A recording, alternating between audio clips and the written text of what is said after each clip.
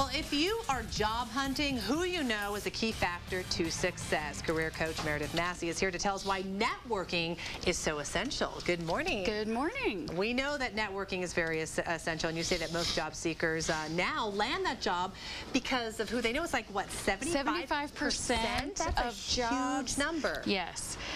So if you're spending most of your time on job boards, I encourage you to change that and spend more time out there expanding your network. Has that grown, the number of, has it always been who you know, or have we seen more and more, because of all the technology and different ways that you can connect with people? Certainly the technology helps. LinkedIn, of course, is, a job seeker's #1 site.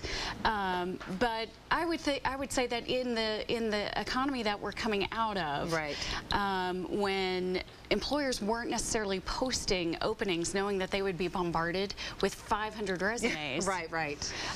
It's about who you know, because they are going to their network first to try to fill open positions. Interesting. Now, it is all about the networking, which for some people is, of course, somewhat intimidating. They don't know how to initiate it. I mean, let's face it, it can be a little scary, right? It can be very scary for people, and but today I want to give job seekers 5 tips to take the fear out of networking. All right, we want to do that. 5 simple steps. The first thing that you say for the golden rule of networking is to start the search. And how do you do that? Well, so just to back up one quick second, the first thing, if job seekers keep in mind and change their perspective, they're never going to find a job at the networking event. Right?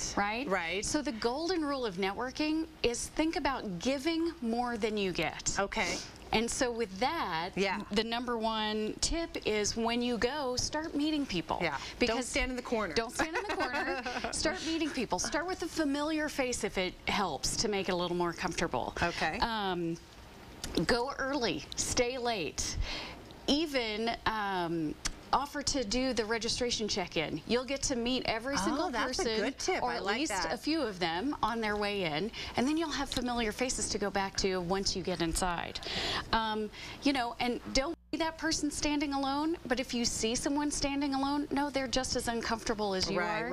And go talk to them first. It'll give you both a chance to warm up. All right, you want to get them talking. Get them talking. So #2, the discovery. Get them talking. Ask them lots of questions. Start with something as simple as, hi, we haven't met yet. I'm Meredith.